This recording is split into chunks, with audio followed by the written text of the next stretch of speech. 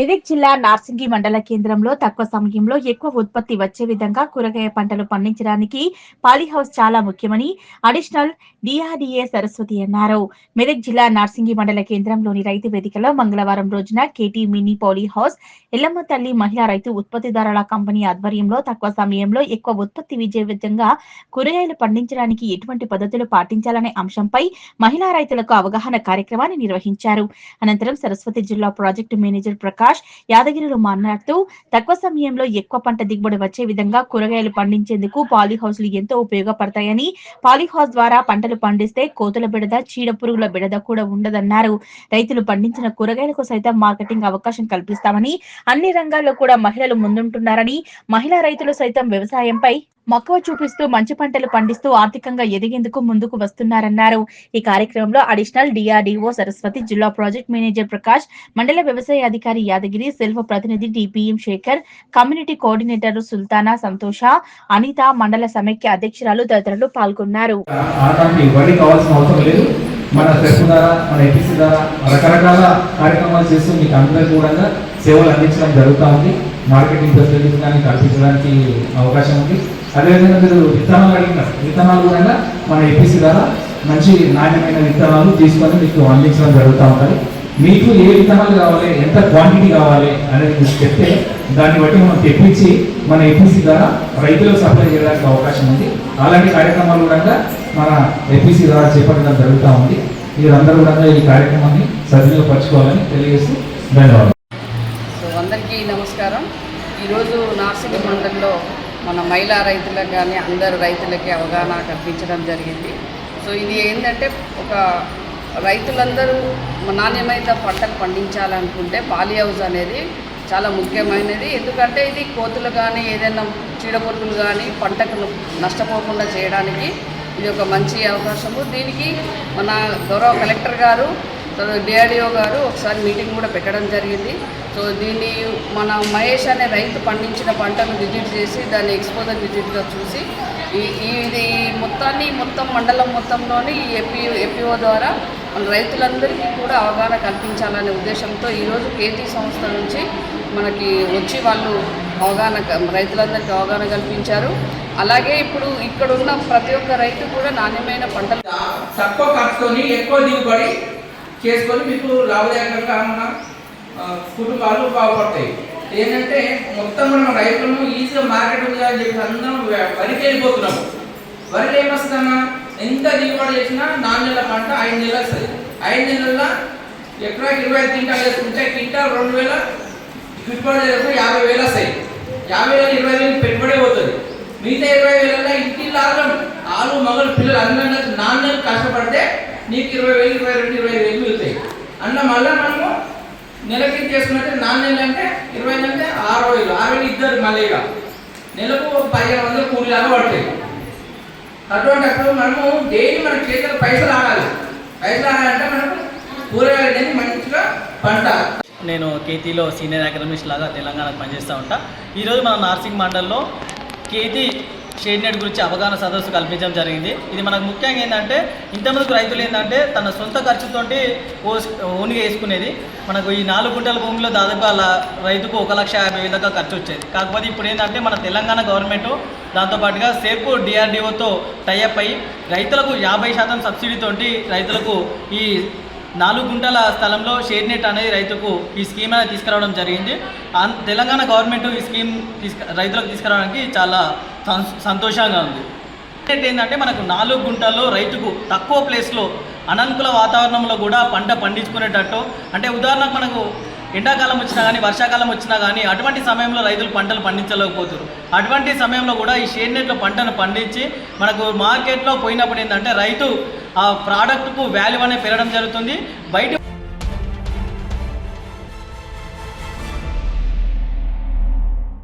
Private corporate పాఠశాలలకు దీటుగా అంగన్వాడీ కేంద్రాలను తీర్చిదిద్దుతున్నామని, అంగన్వాడీ కేంద్రాలను ప్రీ ఫైనల్ స్కూల్ గా మార్పులు చేశామని గ్రామీణ అభివృద్ధి శాఖ మంత్రి సీతక్క అన్నారు.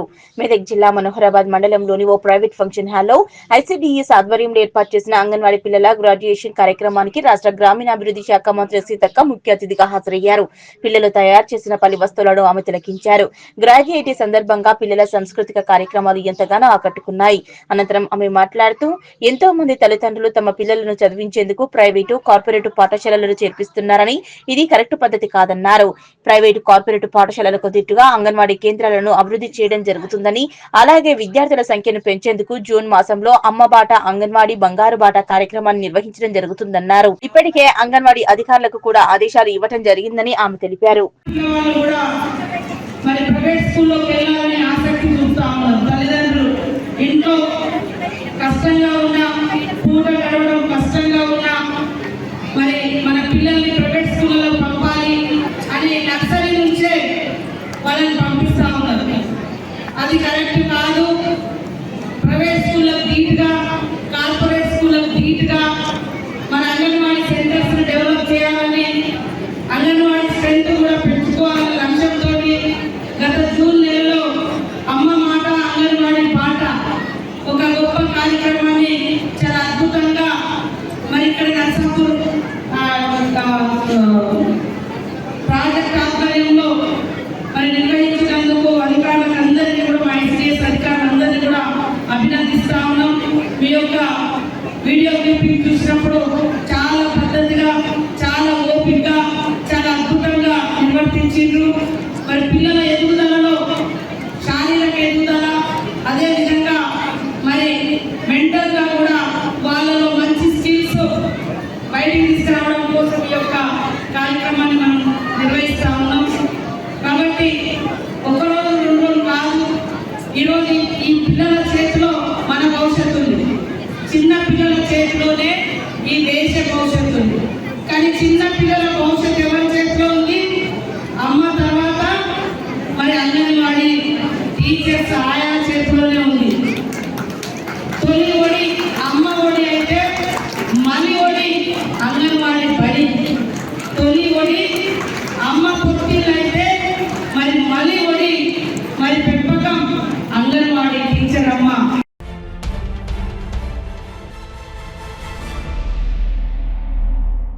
ఇటీవల కురిసిన ప్రకృతి వైపరీత్యం రాళ్ల వర్షానికి పంటలు దెబ్బతిన్నాయని, మండల రైతులు అధైర్యపడవద్దని, ప్రభుత్వం రైతుల పక్షాన నిలబడుతుందని భరోసా కల్పించారు. దుబ్బాక నియోజకవర్గం కాంగ్రెస్ పార్టీ ఇన్ఛార్జ్ చెరుకు శ్రీనివాసరెడ్డి.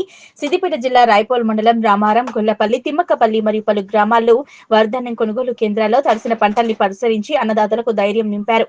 చెరుకు శ్రీనివాసరెడ్డి ఈ సందర్భంగా ఆయన మాట్లాడుతూ, రైతులకు జరిగిన పంటల నష్టాన్ని ప్రభుత్వానికి నివేదిక అందజేస్తామని, జిల్లా కలెక్టర్ తో మాట్లాడి సరైన పంట నష్టపరిహారం అందేలా చొరవ తీసుకుంటామని రైతులకు సూచించారు.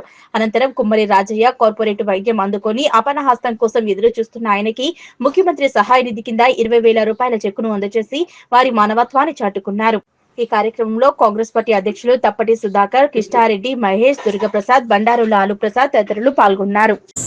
రాయపోల్ మండలం రామారం గ్రామం మరియు గొల్లపల్లి గ్రామంలో మరి రాళ్ల వర్షం పడి మొత్తం ధాన్యం కూడా చాలా రైతులందరూ నష్టపోవడం జరిగింది. చాలా దురదృష్టకరం ఇది. ఎందుకంటే అది ప్రభుత్వము వర్షాలు ఎప్పుడు వస్తాయని తెలియలేని పరిస్థితిలో మరి దాదాపు చాలామంది రైతులతో మాట్లాడితే 40 ఏళ్ల కింద వచ్చింది ఇట్లాంటి వర్షం ఎప్పుడు రాలే. చాలా దురదృష్టకరం. రైతులందరూ అధైర్యపడద్దు. నేను ఆల్రెడీ కలెక్టర్ గారితో మాట్లాడి మరి నష్టం ఎంత అయిందనేది ఆఫీసర్లను పంపించి అది నష్టం ఎంత అయిందనేది ఆల్రెడీ ప్రభుత్వానికి నివేదిక ఇవాళ కూడా కలెక్టర్ గారు 3 గంటలకు మరి రైతుల సమస్య గురించి అపాయింట్మెంట్ ఇవ్వడం జరిగింది. మరి ప్రభుత్వం ద్వారా ఎంతవరకు వీళ్ళకి సాయం చేసేదంటే మరి మంత్రి గారిని కూడా కలిసి రైతాంగాన్ని, ఎందుకంటే ఇది ప్రజాప్రభుత్వం, ఖచ్చితంగా రైతులను ఆదుకోవాల్సిన బాధ్యత ప్రభుత్వం మీద ఉన్నది. ఖచ్చితంగా వీలైనంత సహాయం ఖచ్చితంగా రైతాంగానికి అందిస్తాం. రైతులు ఎవరు కూడా అధైర్యపడద్దు. వర్షం వల్ల మన చేతిలో లేని పని కాబట్టి ధైర్యంగా ఉండాలని రైతులందరూ విజ్ఞప్తి చేస్తారు.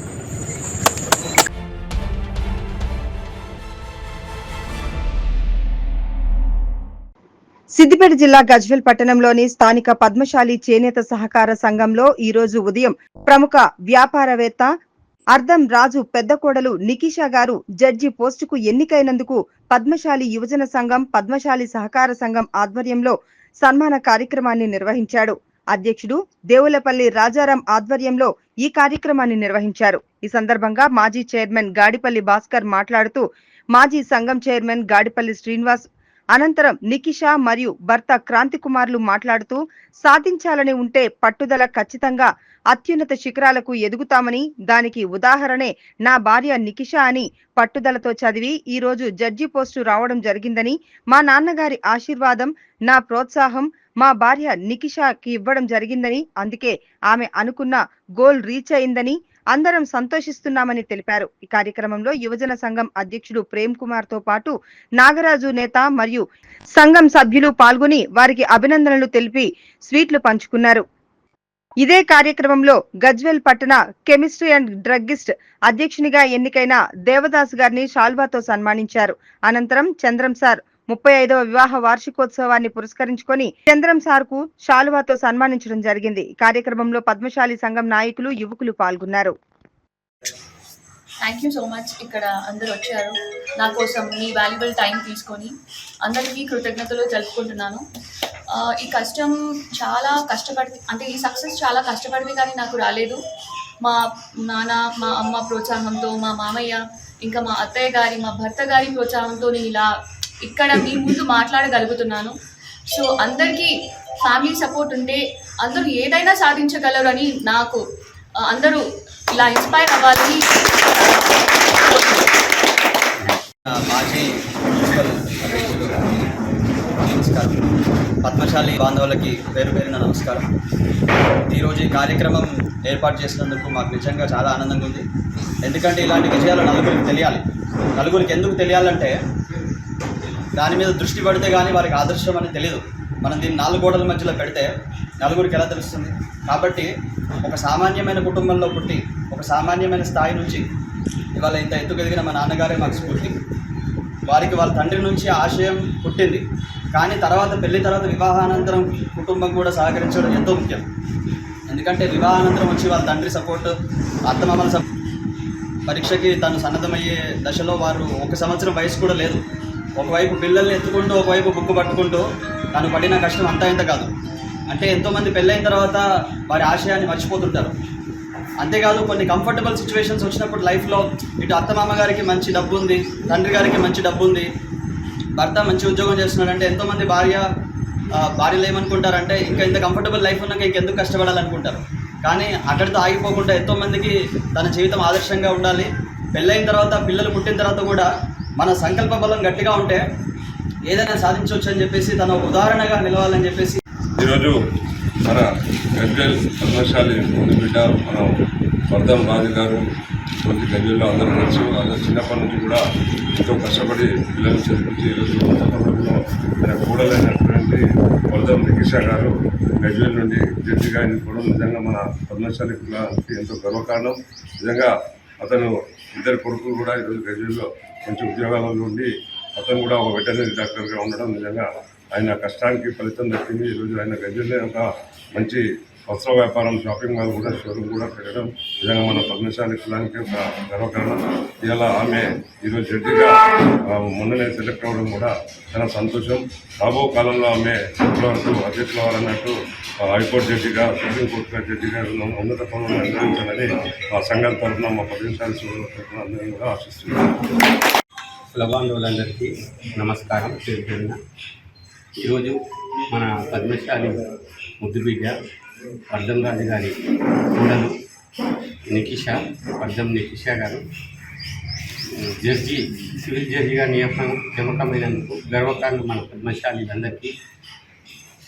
మన పద్మశాలి కులంలోనే వన్నె తెచ్చే విధంగా ఈరోజు గజ్వేల్ పద్మశాలీలందరూ గర్వపడే విధంగా జడ్జి కావడం మా అందరికీ చాలా గర్వకారణంగా ఉంది. అలాగే మన పద్మశాలి కుల బాంధవులు అందరూ కూడా మంచి చదువులు చదివి పెద్ద పెద్ద పదులలో ఉండి దీన్ని మనము ఒక ఎగ్జాంపుల్గా తీసుకొని అందరు పద్మశాలి కులానికి వన్నె తెచ్చే విధంగా చదివి ముందుండి పెద్ద పెద్ద పదవులు అలంకరించాలని కోరుతున్నాను.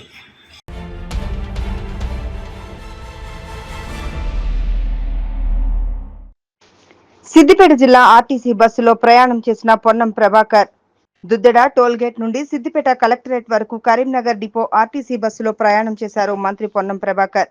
మంత్రి ఆర్టీసీ బస్సులో ప్రయాణం చేసి తమ సమస్యలు అడిగి తెలుసుకోవడంపై ప్రయాణికులు హర్షం వ్యక్తం చేశారు. బస్సులో ప్రయాణిస్తున్న మహిళలతో ముచ్చటించారు. వారి యోగక్షేమాలు అడిగి తెలుసుకున్నారు. మహాలక్ష్మి పథకం ద్వారా మహిళలకు ఆర్టీసీలో అందుతున్న ఉచిత ప్రయాణంపై ఆరా తీశారు. ఉచిత ప్రయాణంపై మంత్రి పొన్నం ప్రభాకర్ మహిళా ప్రయాణికులు సంతోషాన్ని వ్యక్తం చేశారు. కరీంనగర్ డిపోకి చెందిన ఎక్స్ప్రెస్ బస్సులో చాలా వరకు మహిళా ప్రయాణికులు ఉండటంతో మహాలక్ష్మి పథకాన్ని మహిళా ప్రయాణికులు చాలా బాగా ఉపయోగించుకుంటున్నారని తెలిపారు. ఆర్టీసీకి ప్రతి నెల ప్రభుత్వం 330 కోట్లు చెల్లిస్తుందని తెలిపారు. గత ప్రభుత్వం ఆర్టీసీని నిర్వీర్యం చేస్తే తాము ఆర్టీసీని నిలబెట్టామని తెలిపారు. ఆర్టీసీ కొత్త బస్సులు కొనుగోలు చేశామని, దేశానికి తెలంగాణ ఆర్టీసీ రోల్ మోడల్ గా నిలుస్తుందన్నారు. తమకు బస్సులో ఉచిత ప్రయాణం వల్ల చాలా డబ్బులు ఆదా అవుతున్నాయని, రాష్ట్రంలో ఎక్కడికి వెళ్లాలన్నా ఉచితంగా ప్రయాణం చేస్తున్నామని మహిళలు ఆనందాన్ని వ్యక్తం చేశారు. విద్యార్థులతో మాట్లాడారు. బాగా చదువుకోవాలని సూచించారు. ఆర్టీసీ డ్రైవర్, కండక్టర్ తో మాట్లాడారు. ఆర్టీసీ సమస్యలు పరిష్కారం చేస్తామని నిన్న జేఏసీ నాయకులతో జరిగిన సమావేశంలో కూడా చెప్పామన్నారు. సమ్మెపై వెనక్కి తగ్గి ప్రయాణికులకు ఇబ్బందులు లేకుండా చూసినందుకు ఆర్టీసీ ఉద్యోగులకు ధన్యవాదాలు తెలిపారు.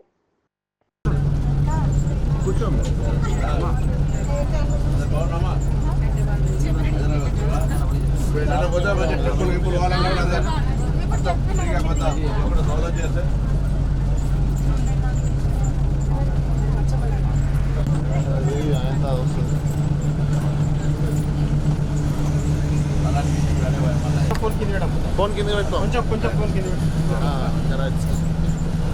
కూర్చోండి కూర్చోండి.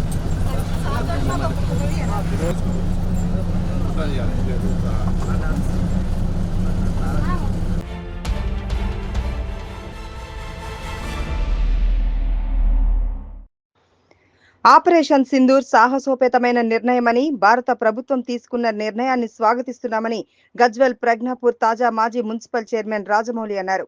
సిద్దిపేట జిల్లా గజ్వెల్ ఇందిరా పార్క్ చౌరస్తా వద్ద బుధవారం శ్రీ వాసవి కన్యకా పరమేశ్వరి మాత జయంతి సందర్భంగా ఇంటర్నేషనల్ వైశ్య ఫెడరేషన్ ఆధ్వర్యంలో శ్రీ వాసవి కన్యకా పరమేశ్వరి మాత జయంతి వేడుకలు నిర్వహించి పులిహోర, అరటిపండ్లు పంపిణీ చేశారు. అనంతరం ఆపరేషన్ సింధూర్ పేరుతో భారత ఆర్మీ పాకిస్తాన్ ఉగ్రవాదులను హతమార్చడం అభినందనీయమని హర్షం వ్యక్తం చేశారు.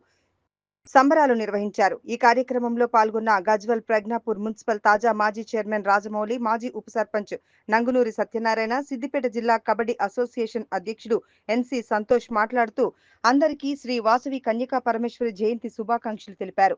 అలాగే పాకిస్తాన్ ఉగ్రవాదులు ఇటీవల పహల్గాం వద్ద అమాయకులను పొట్టన పెట్టుకున్నందుకు నిరసనగా పాక్ ఉగ్రవాదుల స్థావరాలపై భారతదేశం ఆపరేషన్ సింధూర్ పేరిట దాడి చేయడం గర్వించదగ్గ విషయమని భారత్ ఆర్మీని ప్రశంసిస్తూ త్రివిధ దళాలకు అభినందనలు తెలిపారు.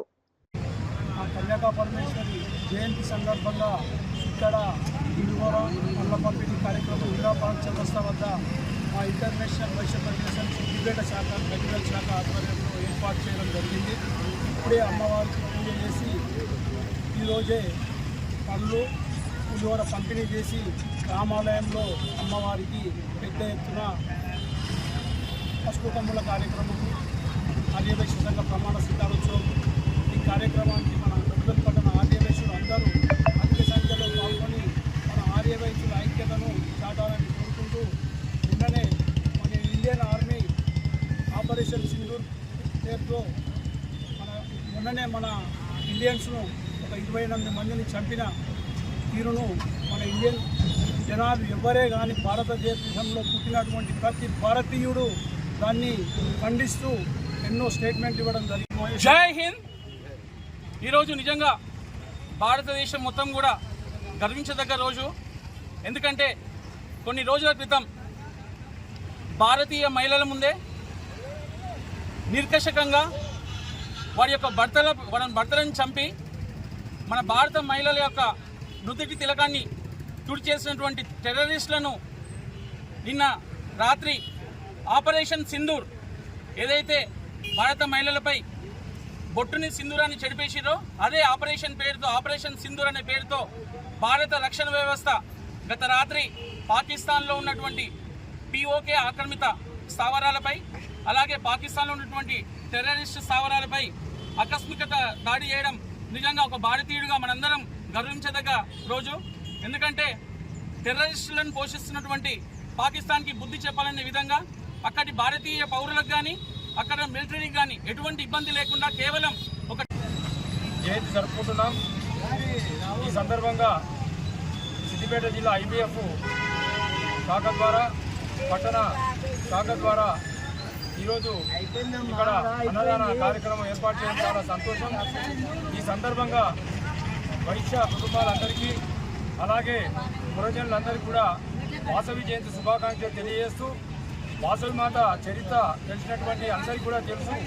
ఆమె భగవత్ స్వరూపిణి కాబట్టి, సాక్షాత్తు పరమేశ్వరి కాబట్టి ఆమె యొక్క గుణగణాలు మనందరికీ జీవిత చరిత్ర ద్వారా తెలుస్తాయి.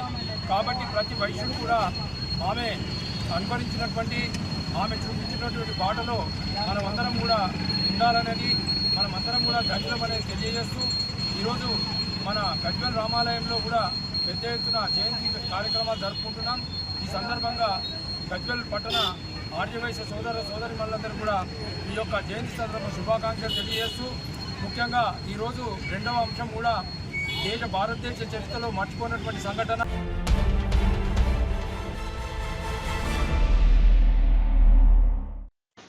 మేడ్చల్ జిల్లా కాప్రా మండలం చర్లపల్లి డివిజన్ లో బొడిగ బాలయ్య ట్రస్ట్ ఆధ్వర్యంలో ట్రస్ట్ చైర్మన్ బొడిగ రవి యొక్క మనమడు దాక్షాయన్ మరియు కుమారుడు బొడిగ పృథ్వీరాజుల పుట్టినరోజు సందర్భంగా బిఎన్ రెడ్డి నగర్ లో గల PSS welfare and charitable trust ఆశ్రమంలో ఉన్న విద్యార్థులు 10వ తరగతిలో ఉత్తమ ర్యాంకులతో ఉత్తీర్ణులైన విద్యార్థినులకు ముఖ్య అతిథిగా పాల్గొన్న Vajra hospital managing director Prakash చేతుల మీదుగా 10,000 రూపాయలు విరాళాలు అందించడం జరిగింది. దానితో పాటు ఆశ్రమంలో ఉన్న 150 మంది విద్యార్థులతో పాటు ఆ కార్యక్రమానికి వచ్చిన వారికి అన్నదాన కార్యక్రమాన్ని నిర్వహించారు ట్రస్ట్ చైర్మన్ బొడిగ రవి. ఈ కార్యక్రమంలో ప్రకాష్ మాట్లాడుతూ, ముందుగా పుట్టినరోజు జరుపుకుంటున్న బొడిగ రవి మనమడు దాక్షాయన్ కు మరియు కుమారుడు బొడిగ పృథ్వీరాజ్కు జన్మదిన శుభాకాంక్షలు తెలియజేశారు. అదేవిధంగా చదువులో అత్యంత ప్రతిభను చూపించిన విద్యార్థులకు ఈ విధమైన డబ్బుల రూపంలో ప్రోత్సాహక బహుమతులు పిల్లలకు అందించడం చాలా చెప్పుకోదగ్గ విషయమని, అది పేద విద్యార్థులకు సహాయం చేయడం కూడా గొప్ప మానవతా దృక్పథం ఉండాలని అలాంటి వ్యక్తి బొడిగ రవి ముందుగా ధన్యవాదాలు తెలిపారు. అదేవిధంగా ఇలాంటి పేద విద్యార్థులకు, అనాథ విద్యార్థులకు వజ్రా హాస్పిటల్ తరపు నుండి ఆరోగ్య సమస్యలు ఏవైనా తలెత్తిన ఎడల ఉచిత వైద్యం అందించడానికి ముందుంటామని ఆయన హామీ ఇచ్చారు. అదేవిధంగా బొడిగ రవి మాట్లాడుతూ, ఇలాంటి కార్యక్రమాలు మా తండ్రి అయిన బొడిగ బాలయ్య ట్రస్ట్ ఆధ్వర్యంలో పేద విద్యార్థులకు ఇలాంటి కార్యక్రమాలు ఎన్నో నిర్వహిస్తూ ఈ సంవత్సరం ఒక విద్యార్థినికి చదువుకోవడానికి ఖర్చయ్యే ఖర్చును కూడా భరించడానికి సిద్ధపడి ఆ విద్యార్థిని అడాప్ట్ చేసుకోవడం జరిగిందని, అదేవిధంగా డాక్టర్ ప్రకాష్ ఇలాంటి పేద విద్యార్థులకు ఉచిత వైద్యం అందించడానికి మాట ఇచ్చినందుకు ఆయనకు హృదయపూర్వక ధన్యవాదాలు తెలిపారు. ఈ కార్యక్రమంలో బొడిగ బాలయ్య ట్రస్ట్ కుటుంబ సభ్యులు, రిటైర్డ్ జెడ్పీహెచ్ఎస్ ప్రథమ ఉపాధ్యాయుడు విజయ్ కుమార్ మరియు బిఎన్ రెడ్డి నగర్ సంయుక్త కార్యదర్శి జానారెడ్డి తదితరులు పాల్గొన్నారు. నేను డాక్టర్ ప్రకాష్, వజ్రా హాస్పిటల్స్, నారపల్లి, హైదరాబాద్. ఇక్కడ Bodige Balayya trust and PSS trust ఆధ్వర్యంలో సంయుక్తంతో ఇక్కడ బొడిగే బాలయ్య ట్రస్ట్ గారు ద్వారా మేనేజింగ్ ట్రస్టీ బొడిగే రవి గారు అండ్ అతని కుటుంబ సభ్యులు వాళ్ళ మనవడిది వాళ్ళ అబ్బాయిది బర్త్డే సందర్భంగా ఇక్కడ పేద విద్యార్థులు చదువులో మంచి ర్యాంకు సాధించి నందుకు వాళ్ళకి క్యాష్ అవార్డ్స్ అందించడం జరిగింది. రియల్గా చెప్పాలంటే చాలామంది పేద విద్యార్థులకి ఇలాంటి ప్రోత్సాహకం Bodige Balayya trust managing trustee Bodige Ravi గారు ఆయన కుటుంబ సభ్యులు బర్త్డే సందర్భంగా పిల్లలకందరికీ, పేద విద్యార్థులకందరికీ ఇక్కడ మంచి ఎంకరేజ్మెంట్ క్యాష్ అవార్డ్స్ ఇవ్వడం అనేటువంటిది ఎంతో అభినందనీయం. అండ్ ఇలాగే ఈ పిఎస్ఎస్ ట్రస్ట్ శ్రీనివాస్ గారికి అండ్ మన విజయ్ కుమార్ గారికి, జానారెడ్డి గారికి, అండ్ ఇక్కడ క్రాంతి గారికి, బొడిగే క్రాంతి గారికి, అండ్ విదేశాల్లో ఉన్న వాళ్ళ మనవడికి అండ్ వాళ్ళ బాబు గారికి మా అందరి తరపున ప్రత్యేక జన్మదిన శుభాకాంక్షలు. ఇలాగే నుండు నీరెళ్ళు ఆయుష్ వాళ్ళకి మన అందరి తరపున ఉండాలని కోరుతూ సెలవు తీసుకుంటున్నాను. అంటే ఈ ట్రస్ట్ నిజంగా నాకు ఫస్ట్ టైం నేను ఒక ట్రస్ట్కి విజిట్ చేసి ఇలా నన్ను పిలవడం, ఇది కూడా నేను ఫస్ట్ టైంగా ఇక్కడికి వచ్చి చూస్తున్నాను. రియల్గా ఎక్కడో సినిమాల్లో ఎక్కడో చూడడమే కానీ ఇక్కడ అలాంటిది లేకుండా ఇంతమంది పబ్లిక్, ఇంతమంది అనాథ పిల్లలు, పేద పిల్లలు ఇక్కడ ఇంత చదువు అందిస్తున్న ఈ ట్రస్ట్ వాళ్ళకి, ఈ ట్రస్ట్కి, ఈ పిల్లలకి ఎంకరేజ్మెంట్ చేయడానికి బొడిగే బాలయ్య ట్రస్ట్ ముందుకు రావడం అనేటువంటిది ఎంతో అభినందనీయం. దీనికి ఒక డాక్టర్గా వస్తే అతని చేతుల మీదుగా పిల్లలకి ఒక ఇంకా ఎంకరేజ్మెంట్ ఉంటుందన్న ఆలోచన చేసి నా చేతుల మీదుగా అందించడం కూడా నేను చాలా హ్యాపీగా ఫీల్ అవుతున్నాను. అండ్ ఇదే విధంగా ఈ పిల్లలకి, ఏ పేద పిల్లలకైతే ఈ ట్రస్టీ వాళ్ళు సేవలు అందిస్తున్నారో అదేవిధంగా మా వజ్రా హాస్పిటల్స్ తరపున బాలయ్య గారి బొడిగే బాలయ్య ట్రస్ట్ ఆధ్వర్యంలో ఎప్పుడు కూడా ఈ పిల్లలకి అందరికీ షయాన్ అంటే నా మనమడు, మా పృథ్వీరాజ్ నా పెద్దబాబు ఇద్దరు పుట్టినరోజు ఈరోజే. అయితే లాస్ట్ ఇయర్ కూడా దక్షయాన్ది మా మనమంది ఇక్కడనే పుట్టినరోజు జరుపుకున్నాము. అయితే మేము పిల్లలు పుట్టిన కాడి నుంచి కూడా నేను రకరకాల అనాథ శరణాలయాల్లో పిల్లలను తీసుకెళ్ళి ఆ రోజంతా అక్కడనే గడిపి అలా చేసుకుంటూ మొదలుపెట్టినని. ఇవాళ ఇక్కడ ఎక్కడనో చేసుకోకుండా ఉండకుండా ఇలాంటి కార్యక్రమాలు, ఇలాంటి అనాథ శరణాలయాలు చేసుకుంటూ వాళ్లకు భోజనం పెట్టి మనం తృప్తి చెంది మనకు ఒక పుణ్యం జరగాలని ఆ భగవంతుని ఆశీర్వాదం, అయ్యప్ప ఆశీర్వాదం బొడిగే బాలయ్య ట్రస్ట్ ద్వారా ఇవన్నీ చేయడం జరుగుతుంది. ఇలాంటి కార్యక్రమాలు చాలా చేశాము, ఇంకా ఎన్నో కార్యక్రమాలు చేయాలని, ఇంకా ఈ బొడిగే బాలయ్య ట్రస్ట్ ఎక్కడికో అంటే పెద్ద ఎత్తున ఎదగాలని, మా నాన్నగారు అయ్యప్ప స్వామి వారి ఆశీర్వాదం నాకు ఇంకా సేవ చేసే కార్యక్రమాలకి వాళ్ళ ఆశీర్వాదం అందించాలని మనసావాచ కోరుకుంటున్నాను. ధన్యవాదాలు. ఈ ట్రస్ట్ యొక్క ముఖ్య ఉద్దేశం ఓన్లీ అనాథ పిల్లలకు, చాతగాని వారికి వాళ్ళకు హెల్త్ క్యాంపులు పెట్టడము, ఇలాంటి సహాయ సహకారాలను అందించడము, గవర్నమెంట్ స్కూళ్ళల్లో బెల్టులు, బ్యాడ్జులు, టైలు ఇవ్వడము, ఇలాంటి రకరకాల సేవా కార్యక్రమాలు చేసుకుంటూ వస్తూ ఉన్నాము. మొన్ననే తెలంగాణ స్టేట్ లెవెల్లో చెస్ ఛాంపియన్షిప్ పెట్టినాము. వాళ్ళకి 60,000 ప్రైజ్ మనీ ఇచ్చినాం. 60,000 ప్రైజ్ మనీ ఇచ్చినాం. అది చాలా భారీ ఎత్తున ఖర్చు వచ్చింది. ఫంక్షన్ హాల్ చాలా మంది, ఒక 300 మంది వచ్చారు. అంటే వాళ్ళు state level, Telangana state level అంటే భారీ ఎత్తున వచ్చారు. కానీ వాళ్ళు కళ్ళు అంటే వాళ్ళ ఆలోచన విధానం, పిల్లలు ఒక 9 సంవత్సరాల పిల్లడు 60 ఏళ్ళు 70 ఏళ్ళ పిల్లల మీద వాడు 9 ఏళ్ళ పిల్లోడు గెలిచిండు. నాకు వాడిని ఉత్సాహం చూసిన తర్వాత నాకు ఇంకేదో చేయాలన్న ఆలోచన వచ్చింది. అందుకే నేను బతుకున్నంత వరకు మా నాన్నగారి పేరు నిలబెడుతూ ఇంకా రకరకాల సేవా కార్యక్రమాలు చేయాలని నేను మనసావాచో కోరుకుంటున్నాను. ఈ ట్రస్ట్ ద్వారా ఎన్నో సేవా కార్యక్రమాలు చేశారు. ముందు ఇంకేమైనా ఫర్దర్ ఏమో చేయాలి అంటే మొన్న నేను ఒక అమ్మాయి ఒక 3-4 months బ్యాక్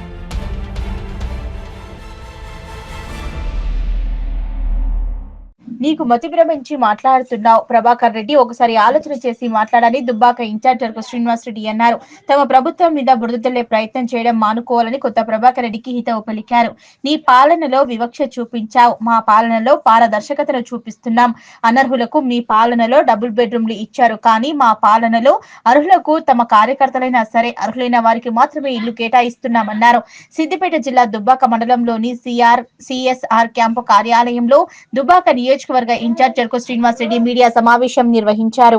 ఈ సందర్భంగా ఆయన మాట్లాడుతూ దుబ్బాక ఎమ్మెల్యేకు మతి భ్రమించినట్లుందన్నారు. ఇందిరమ్మ ఇండ్ల మంజూరు విషయంలో అవినీతి జరిగింది అనటం సిగ్గుచేటన్నారు. నీ సొంత గ్రామంలో 16 ఇండ్లు కేటాయించడం, టీఆర్ఎస్ పాలనలో వివక్షతను చూపించి తుక్కాపూర్ గ్రామానికి ఒక ఇల్లు కూడా ఇవ్వలేదని, ఓటుకు పైసలు ఇచ్చే సంస్కృతిని తెచ్చిన ఘనత దుబ్బాక ఎమ్మెల్యేకే దక్కిందన్నారు.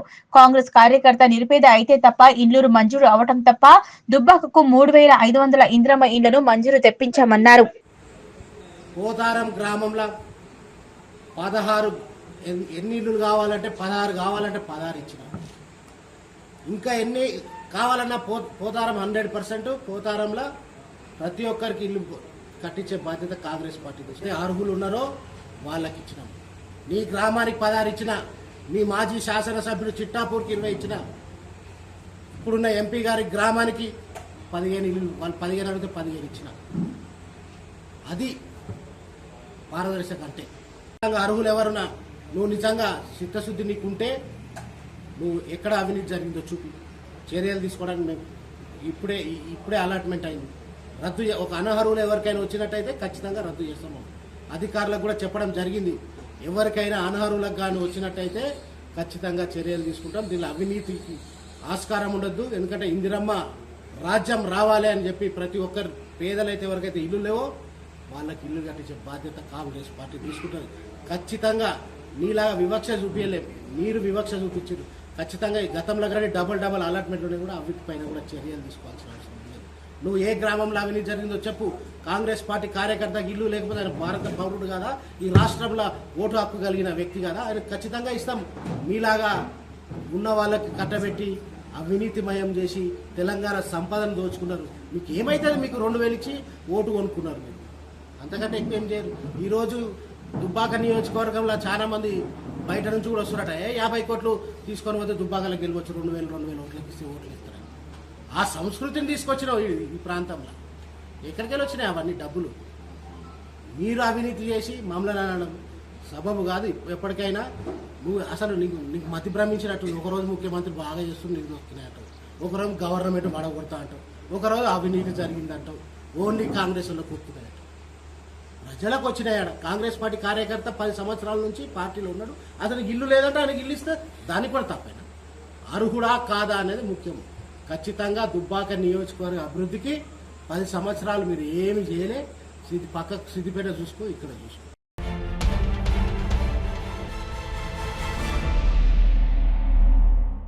మెదక్ జిల్లా వెల్దుర్తి మండలం కుక్కునూరు వద్ద రైతులు ఆందోళన చేపట్టారు. గ్రామంలో ఏర్పాటు చేసిన ధాన్యం కొనుగోలు కేంద్రంలో ధాన్యం కొనుగోలు ప్రారంభించాలని డిమాండ్ చేస్తూ రోడ్డుపై బైఠాయించి నిరసన వ్యక్తం చేశారు.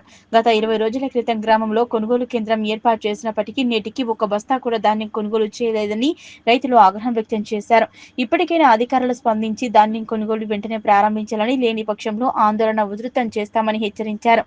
ధాన్యం కొనుగోలు చేయాలని పిఎస్సిఎస్ చైర్మన్ అనంతరెడ్డికి విజ్ఞప్తి చేస్తే బయటకు అమ్ముకోవాలంటూ చెప్తున్నారని, వైస్ చైర్మన్ మురళి ప్రశ్నిస్తే ధర్నా చేసుకోండి అంటూ నిర్లక్ష్యంగా సమాధానం చెప్తున్నారని రైతులు ఆగ్రహం వ్యక్తం చేశారు. ఫోటోలకు ఫోజులు ఇవ్వడం తప్ప సొసైటీ ప్రతినిధులు రైతుల కష్టాలు పట్టించుకోవడం లేదని ఆగ్రహం వ్యక్తం చేశారు. ఇప్పటికైనా అధికారులు స్పందించి ధాన్యం కొనుగోలు ప్రారంభించాలని, లేని పక్షంలో ఆందోళన ఉధృతం చేస్తామన్నారు. ఘటనా స్థలాన్ని తహసీల్దార్ బాలలక్ష్మి చేరుకుని వెంటనే కొనుగోలు ప్రక్రియ ప్రారంభిస్తామని హామీ ఇవ్వడంతో రైతులు ఆందోళన విరమించారు. నెలగాలేదా? కొబ్బరికాయ కొట్టి 16వ తారీఖు నాడు కొబ్బరికాయ కొట్టి ఓపెన్ చేసిరే. మరి అప్పుడు సెంటర్ ఓపెన్ చేయకపోతే అయిపోయింది. 3-4 దినాలు ఎందుకైంది? ధర్మారంలో ఎన్ని రోజులైంది? ఇప్పుడు ధర్మారంలో ఎన్ని రోజులైంది? వెల్దుర్తిలో ఎన్ని రోజులైంది స్టార్ట్ అయ్యి?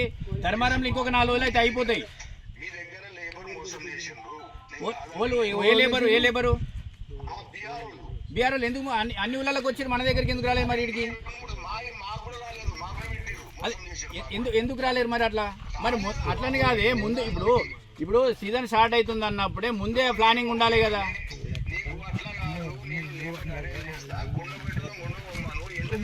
అట్లా కొండపోతారే చేత కాదంటే అట్లా కాదే. అట్లా కొండపోతారు చెప్పు. ఓలి ఇష్టం వచ్చిన కొండపోమంటే మొదలు ఇస్తే కళ్ళ కాడికి వెళ్ళి నింపుకోపోతున్నాయి. మరి అంటే ఎట్లా కొండపోతారు చెప్పు. ఓలి ఇష్టం వచ్చిన కొండపోతారు. అదే ఎట్లా ఉండబోతారే? ఇప్పుడు సాధనైన వాళ్ళు ఉండబోతారే, సాధగాని వాళ్ళు ఏం చేయాలి? ఇక్కడ ఏం చేపిస్తావు కదా? అరేంజ్ చెప్పి మరి ఇప్పుడు అరేంజ్ చేపిస్తే వచ్చేపోతుంది కదా. ఇప్పుడు సీరియల్ సాధగాని వాళ్ళే ఉన్నారు. ఎప్పుడు రేపు దిగిరంటారు, ఓ రోజు ట్రైన్ ఎక్కిరంటారు. ఎప్పుడు తయారయ్యారు? మీరు వస్తలేరు అంటేనే లోకల్ తయారయ్యారు. వాళ్ళు 2 లారీలు పెట్టి ఇక్కడ తొవ్వ మంచిగా లేదు, ఇక్కడ సెంటర్ కాడ తొవ్వ మంచిగా లేదు. అరే ఓ రోజు లారీ దిగవాలి, స్టాపింగ్ కూలింది.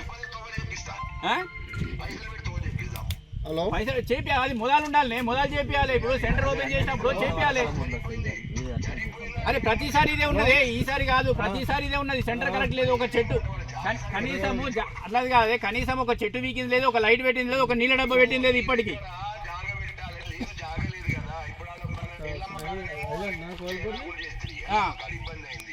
గ్రామము అజ్జార్దాస్. నేను ఇక్కడ తుమ్మూరు గ్రామంలో ఐక్యూ సెంటర్ 16 తారీఖు ఏప్రిల్ 16 తారీఖు ఓపెన్ చేశారు. ఇప్పటివరకు ఒక బస్సు కూడా కొనుగోలు చేయలేక రైతులు ఎంతో ఆందోళన చేస్తూ ఇక్కడ ఇబ్బందికరమైన పరిస్థితులు ఎదుర్కోవడం జరిగింది. అయినప్పటికీ ఈ రోజు వరకు ఇక్కడ మండల స్థాయిలో ఉన్న అధికారులు వచ్చి కూడా మాకు ఎలాంటి సాయం పొందలేము. ఇకనైనా వచ్చి కొనుగోలు చేయాలని కోరుకుంటూ ఈ యొక్క ధర్నాను మేము కొనసాగిస్తున్నాము. కాబట్టి అందరూ దీనికి సహకరించాలని కోరుతున్నాము. త్వరలోనే మీరు తొందరగా దీని మీద నిర్ణయం తీసుకొని ఈ యొక్క ధాన్యమును కొనుగోలు చేయాలని కోరుకుంటున్నాము. నా పేరు గొర్రె కృష్ణ, మాది కుక్నూరు విలేజ్. ఈ యొక్క ధర్నా చేయడానికి ముఖ్య ఉద్దేశం ఏంటంటే సొసైటీ చైర్మన్ గారు అనంతరెడ్డి గారు ఉండి మాకు లారీలు వస్తలేవు, మాకు ఒక ధాన్యం కొనుగోలు చేయండి అన్నానంటే మీరు ఏమంటారు, మీకు బాధాన్ని ఇస్తా, మీరు వెల్దుర్తిల్నా ఇంకెక్కడన్నా అమ్ముకోండి, కానీ మాకు లేబర్ వస్తలేరు అని చెప్పేసి నిర్మోహమాటంగా చెప్పేస్తుండే అతను. అసలు సొసైటీ చైర్మన్ ఉండి ఎందుకు, అసలు ఆయన ఎందుకు ఎన్నుకున్నారు? ఆ వైస్ చైర్మన్ ఏం చేస్తుండు? కుక్నూరు గ్రామానికి చెందిన వైస్ చైర్మన్ ఏం చేస్తుండు? ఆయన వైస్ చైర్మన్ ఏమంటాడు, ధర్నా చేసుకోమంటాడు, చైర్మన్ గారేమో అమ్ముకోమంటాడు. మరి ఐకేబీ సెంటర్ ఏం పీకనీకి ఓపెన్ చేసిరా ఇందులో ఈ కుక్నూరు గ్రామంలో? అసలు కుక్నూరు గ్రామానికి చెందిన ఏ ఒక్క ఫెసిలిటీ ఐకేబీ సెంటర్లో లేదు. వరి ఐకేబీ సెంటర్ ఓపెన్ చేస్తారు, కొబ్బరికాయ కొడతారు, పోతారు. ఫోటోలకి పోజులు ఇవ్వడమే తప్ప ఇంకా చేసింది ఏమీ లేదు. పని అయితే జరుగుతలేదు. అక్కడ రోడ్డు సౌకర్యం లేదు, రైతులకు వాటర్ ఫెసిలిటీ లేదు, ఒక టెంట్ లేదు. అసలు ఎలాంటి సౌకర్యాలు లేని ఐకేపీ సెంటర్ ఏదైనా ఉంది అంటే వెల్దుర్తి మండలంలో కుక్నూరు గ్రామం ఒకటే. అసలు కుక్నూరు గ్రామం పైన ఇంత నిర్లక్ష్యం ఎందుకు ఈ ఐకేపీ సెంటర్ సొసైటీ వాళ్ళకి? ఇంకా ఐకేపీ సెంటర్ ఎంఆర్ఓ మేడం వచ్చారు, ఆర్ఐసార్ వచ్చారు, మేము హామీ ఇస్తున్నాం, మీరు రండి మేము ధర్నా చేయకుండా అని అంటారు. ధర్నా చేయకపోతే ఎవరు ఓపెన్ చేస్తారు? ఎవరు చేస్తారు? అది లేబర్ వస్తలే అంటారు. ఇక్కడ ఉద్యోగం చేసే కృష్ణ కూడా ఆయన నిర్లక్ష్యం వహిస్తున్నాడు. మా కుక్నూరు గ్రామం నా పేరు అజ్జారస్. ఈ ఐకేపీ స్టార్ట్ చేసి కూడా గత 30 రోజులు అవుతుంది. ఈ 30 రోజుల్లో కూడా అక్కడ ఎటువంటి సదుపాయాలు లేవు. ఒక్క బండి కూడా ఇప్పటికీ స్టార్ట్ చేసింది లేదు. లేబర్స్ని తీసుకురాలేదు. లేబర్స్ తీసుకురామంటే వాళ్ళు అన్ని కథలు చెప్తున్నారు, కాకమ్మ కథలు చెప్తున్నారు, రేపు అనుకుంటూ 30 రోజులు తీసుకొచ్చారు. ఇన్ని రోజులకు ఒక చిన్న సన్నకారు రైతులు ఎన్ని రోజులు నష్టపోతారు? ఇంకా వాళ్ళకు టాపర్లకు కట్టే పైసలు కూడా రావు. అందులో వాళ్ళకి ఆ వచ్చే డబ్బులు అటే పోతే వాళ్ళు ఇంకేం సంపాదించుకుంటారు, ఏం చేస్తారు? టైం టు టైం రైతులకి వాళ్ళ తగిన సాయం అందించకపోతే వాళ్ళు మళ్ళీ ఇంకోసారి అసలు ఈ ఎండాకాలం వచ్చినా కూడా వానాకాలం వేయడానికి కూడా ఆలోచిస్తారు. ఎండాకాలమే వేస్తే ఇట్లా అయింది రాబాయి, వానాకాలం ఇంకా మాకు ఇంకెన్ని రోజులు చేస్తారని చెప్పి భయపడతారు వాళ్ళు. సో వాళ్ళకి ఈ చైర్మన్స్ కానీ ఈ సొసైటీ ఎవరైతే టేకప్ చేసిరో ఐకేపీ వాళ్ళు పట్టించుకోవడం లేదు. దానికి తగిన ఎంప్లాయీస్ ఎవరు లేరు, అక్కడ చూసుకోవడానికి ఎవరు లేరు. ఇప్పుడు ఎవరైనా పోతే కూడా ఒక్కరు కూడా కనబడరు, మీకు ఎంట్రీ చేసుకుంటున్నారో కూడా తెలియదు. అది ఇప్పుడు వచ్చిన ఈ అధికారులు ఇప్పుడు మేము ధర్నా చేసి వస్తున్నారు. ధర్నా చేసి వచ్చి ఇప్పుడు కూడా మాకు నమ్మకం ఉండదు. రేపు అంటారు, మళ్ళీ ఆ రేపు అవుతుందో కాదో కూడా తెలియదు. ఇట్లా రేపు అనుకుంటే ఇంకెన్ని రోజులు ఇట్లా పొడిగించుకుంటూ పోతారు. ఎంతమంది రైతులు ఇంకా అన్యాయం అవుతారు. వాళ్ళకి వచ్చే పైసలు అందులో చాలా వరకు ఖర్చులకు, ఈ టాపర్ ఖర్చులకి, కిరాయిలకే వెళ్ళిపోతాయి. వాళ్ళు ఏం మిగులుతుంది వాళ్ళకి? వ్యవసాయం చేయడం వల్ల ఏం లాభం అనుకుంటారు? ఇప్పుడు ఇప్పటికైనా ఈ నిర్లక్ష్య ధోరణి వీళ్ళు ఏంటంటే ఇప్పటికీ బంద్ చేసుకోకపోతే చాలా కష్టం అవుతుంది. ఇంకా యువతరం నుంచి రైతులు వచ్చే వాళ్ళు ఉన్నారు. ఇట్లాంటి ఇబ్బందులు పడితే వాళ్ళు ఇంకా ఈ దీనికి ఇన్స్పిరేషన్గా తీసుకొని మాకు ఇంకా వ్యవసాయం వద్దురా బాబు, ఇలా పని చేసుకోవడం అంటారు. దేశానికి ఏమో వ్యవసాయం కావాలి, రైతులు కావాలి, పండించాలి. టైంకి దాన్ని కొనరు, వృధా అవుతుంది. వర్షాలు పడుతున్నాయి, వర్షాలు తడితే మళ్ళీ అప్పుడు ఇంకో 15 రోజులు లేట్ అవుతుంది. మళ్ళీ అది ఎవరు భరిస్తారు? దీనికి ముఖ్య కారణం ఎవరైతే తీసుకున్నారో టేకప్ చేసుకుంటారో వాళ్ళు ముందుగానే అన్ని ఆలోచించి అన్ని ఏర్పాటు చేసుకున్న తర్వాతనే వారికి కొంటాం మేము అనుకున్నప్పుడే వాళ్ళు తీసుకొచ్చి అట్లా పోపియాలి. ఇప్పుడు అక్కడ నుంచి మళ్ళీ షిఫ్టింగ్కి ఎంత ఖర్చు అవుతుంది, అది ఎవరు భరిస్తారు? ఇది తొందరగా దీనికి యాక్షన్ తీసుకొని తొందరగా ఎంత తొందరగా వీలైతే అంత తొందరగా పనులు అయిపోయేటట్టు మాకు ఐకేబీలో ధాన్యం కొనుగోలు చేసేటట్టు చేయండి.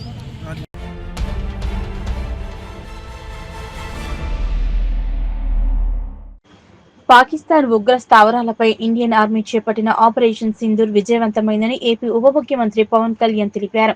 ఈ సందర్భంగా భారత బలగాలకు పవన్ కళ్యాణ్ అభినందనలు తెలిపారు. ఈ సందర్భంగా ప్రధానమంత్రి నరేంద్ర మోదీ తీసుకున్న చర్యలను పవన్ కళ్యాణ్ ప్రశంసించారు. పాకిస్తాన్ పై ప్రధాని మోదీ చర్యలు అభినందనీయమని పవన్ కళ్యాణ్ సెల్యూట్ చేశారు. మరోసారి భారతదేశాన్ని తల ఎత్తుకునేలా ప్రధాని మోదీ చేశారని పవన్ కళ్యాణ్ కొనియాడారు. ఇలాంటి సమయంలో దాదాపు 9 ప్రాంతాల్లో 15 కిలోమీటర్ల నుంచి దాదాపు 200 కిలోమీటర్ల లోపల వరకు వెళ్ళి భారతదేశ సైన్యం అక్కడున్న మిలిటరీ ఎస్టాబ్లిష్మెంట్స్కి దాడి చేయకుండా, అక్కడున్న సివిలియన్ క్యాజువాలిటీస్ లేకుండా కేవలం ఎవరైతే ఉగ్రవాద సంస్థలు ఉన్నాయో ముఖ్యంగా ఈ 3 సంస్థల మీద ప్రత్యేకించి దాడులు జరపడం, వాటిని ధ్వంసం చేయడం నిజంగా ఇది భారతదేశంలో ప్రతి ఒక్కరు హర్షించదగ్గ విషయం. ఎందుకంటే 90s నుంచి కూడా కశ్మీర్ అనేది మనకి ఎప్పటి నుంచో Kashmir is an integral part of our nation, as undeniable fact అది. కానీ ప్రత్యేకించి ఈ ఉగ్రవాద మూకలు, పాకిస్తాన్ ప్రేరేపిత ఉగ్రవాద మూకలు ఇది 90లో కూడా ఇలాగే కశ్మీరీ హిందూస్ని కశ్మీరీ పండిట్స్ని చంపేశారు. ఇట్లాగే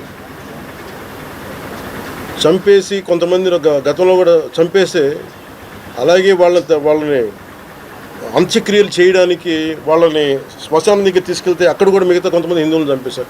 సో హిందువుల మీద దాడి అనేది ఇది అనాదిగా జరుగుతూనే ఉంది. కానీ I think it is a right time to take a decisive and bold action. It's a commendable job done by our army personnel and defense personnel, and we have to appreciate them. We'll stand by them under the leadership of Honorable Prime Minister Modi ji. We will stand by you, sir, and whatever you have taken, whatever decision, bold action, bold decision you take, we're going to stand by you. We are with you. Idi at the same time ప్రత్యేకించి this is a time of war, not a full-blown war, but it is a protracted war which will continue for a long time.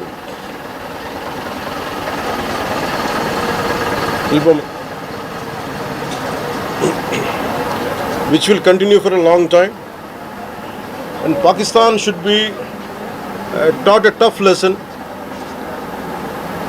because they are the ones who are harboring these terrorists. No matter where a bomb blast happens, including in Hyderabad, including in Lumbini Park a decade plus back, in Gokul Chat, this has become a menace. I think under the new leadership of Modi ji, the tough leadership of Modi ji, central government will take a decisive action on any kind of terrorist and any kind of terrorism act. At the same time, I appeal to all the people of our nation, as a civilian person, when military is waging a war, what we have to do?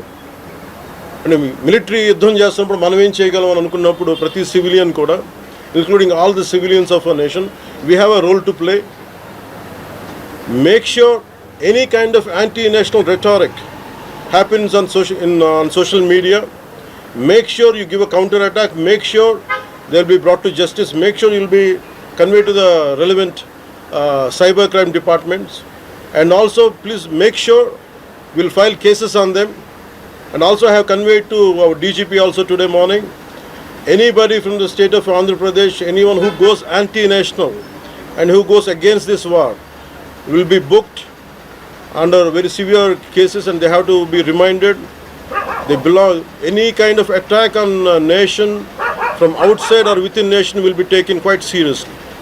They have to take this into consideration, and they have to, especially celebrities, especially who think their social media influencers don't comment about army. You don't know the ABC of how to safeguard the borders of this nation.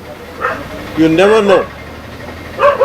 So, as the dogs are barking right now, simply don't bark on social media.